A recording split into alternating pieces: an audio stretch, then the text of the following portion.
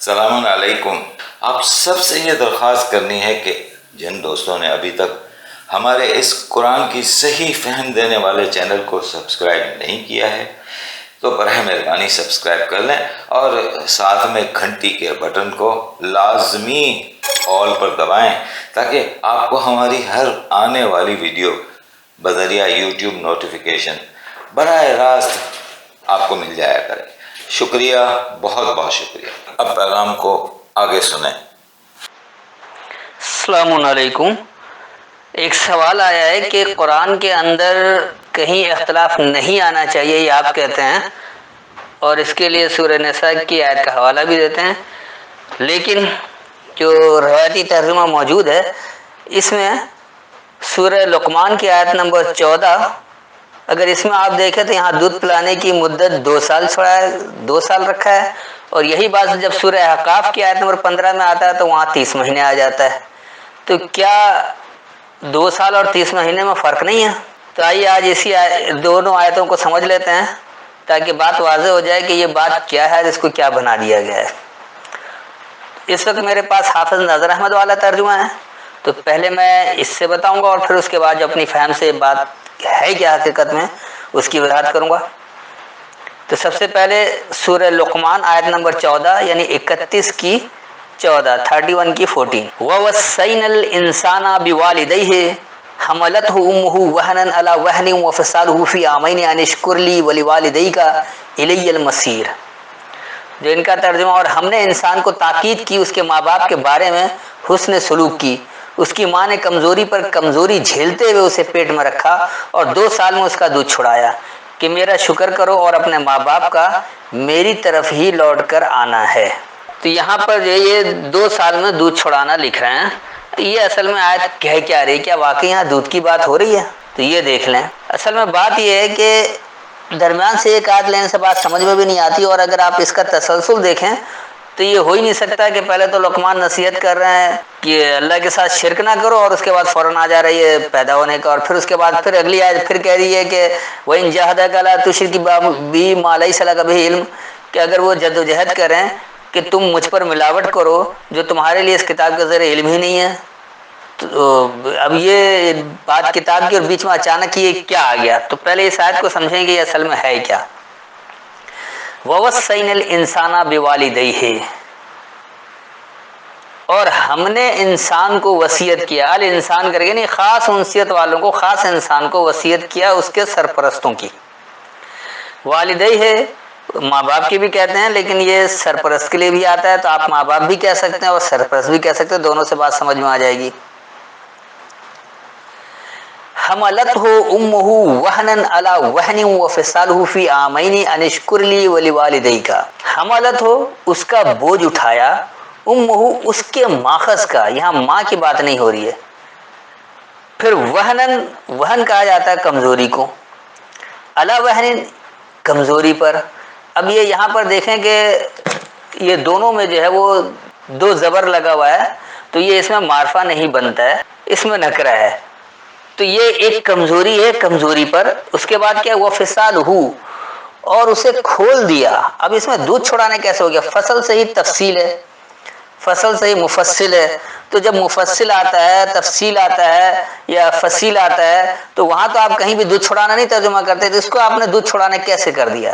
وہ فصال ہوا، اور اسے واضح کر دیا، اسے کھول دیا، اس کی تفصیل کر دی، فی عامین، عام کی یہ ہے 2 طرح، یعنی عامین اس کو عام انداز میں، چاہے وہ ماں ہو، باپ ہو، یا عورت اور مرد سرپرست ہو، ضروری نہیں کہ سب کے ماں باپ ہوتے ہیں، بعض بچے ایسے بھی ہوتے ہیں کہ باپ کے مر جانے کے بعد پیدا ہوتے ہیں اور ماں پیدا کرتے ہی مر جاتی ہے، تو اس کے تو ماں باپ دونوں نہیں رہتے، اس لیے اس کو اگر سرپرست پر رکھیں گے تو بات آسانی سے سمجھ میں آئے گی۔ اور یہ آمین 2 کا صیغہ ہے، عام آمین، اور امین اس کا آمین ترجمہ وہ مذکر جمع بن جاتا ہے، تو اس لیے یہ اس کا کھول دینا عام انداز میں، انشکر لی، یہ کہ تم قدر کرو میرے لیے، ولی والدیک، اور اپنے سرپرستوں کے لیے۔ تو یہ اللہ وصیت کر رہا ہے، اس لیے اللہ کہہ رہا ہے میرے لیے قدر کرو، الی المصیر، میری ہی طرف پلٹنے کا ٹھکانہ ہے۔ تو اس کا ایک بار رواں ترجمہ سن لیں تاکہ بات کچھ سمجھ میں آ جائے صحیح۔ اور خاص انسان کو اس کے پیدا کرنے والے کا یا اس کے ماں باپ کا یا اس کے سرپرستوں کا یہ وصیت کیا ہے، سرپرستوں کو یہ وصیت کیا ہے، کمزوری سے کمزوری پر اس کے ماخذ والوں نے اس کا بوجھ اٹھایا اور اسے عام اندازے یا اس کو آپ چلنا تیرنا زندگی گزارنے کا طریقہ کار بھی کہہ سکتے ہیں کہ اسے کھول دیا، اس کی تفصیل کر دیا، اسے واضح کر دیا۔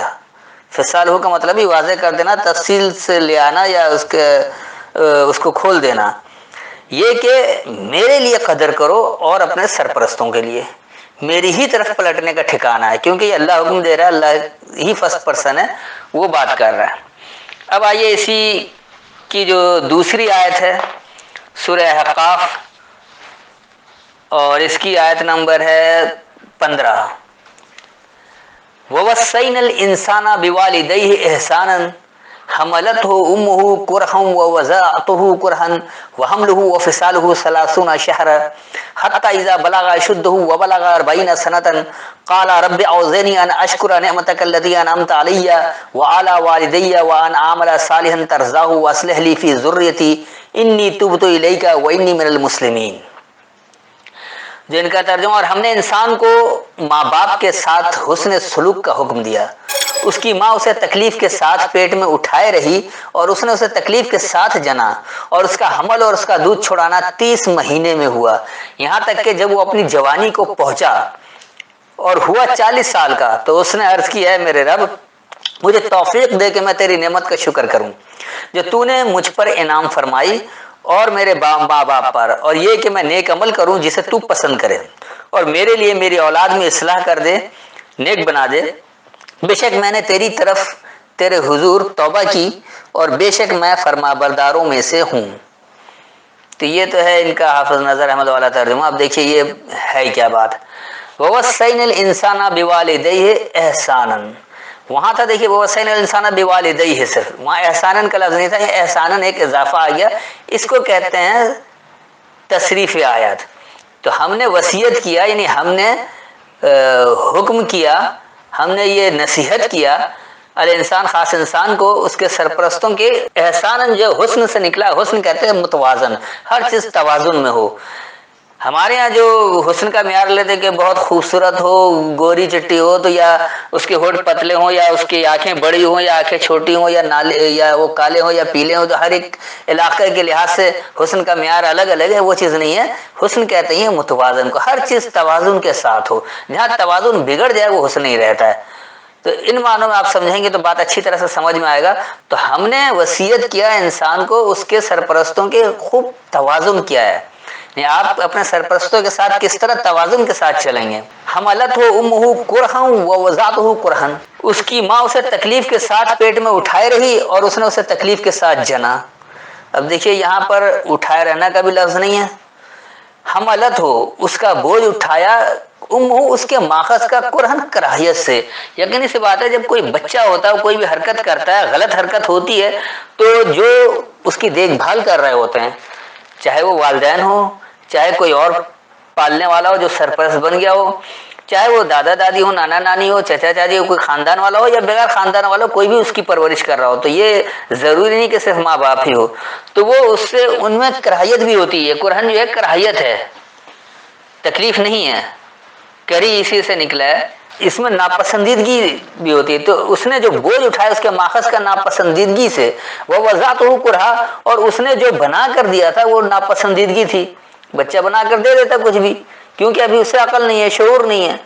تو اب آگے اللہ کیا کہہ رہا ہے، وَحَمْلُهُ وَفِصَالُهُ 30 شهرا، تو اس کا جو بوجھ اٹھایا اور پھر اسے کھول دیا، تو ڈگمگاتی صورتحال سے، 30 سلس کہتے ہیں ڈگمگانے کو، یعنی ایک میز کے اگر 4 پائے اور اس کا ایک پایا ٹوٹ جائے تو وہ ڈگمگا جاتا ہے۔ تو اسی طرح جہاں کسی کی پرورش ہو رہی ہوتی ہے، جہاں کسی کی تربیت کی جا رہی ہوتی ہے، اگر کوئی ایک پہلو چھوٹ جائے تو وہ ڈگمگا جاتا ہے۔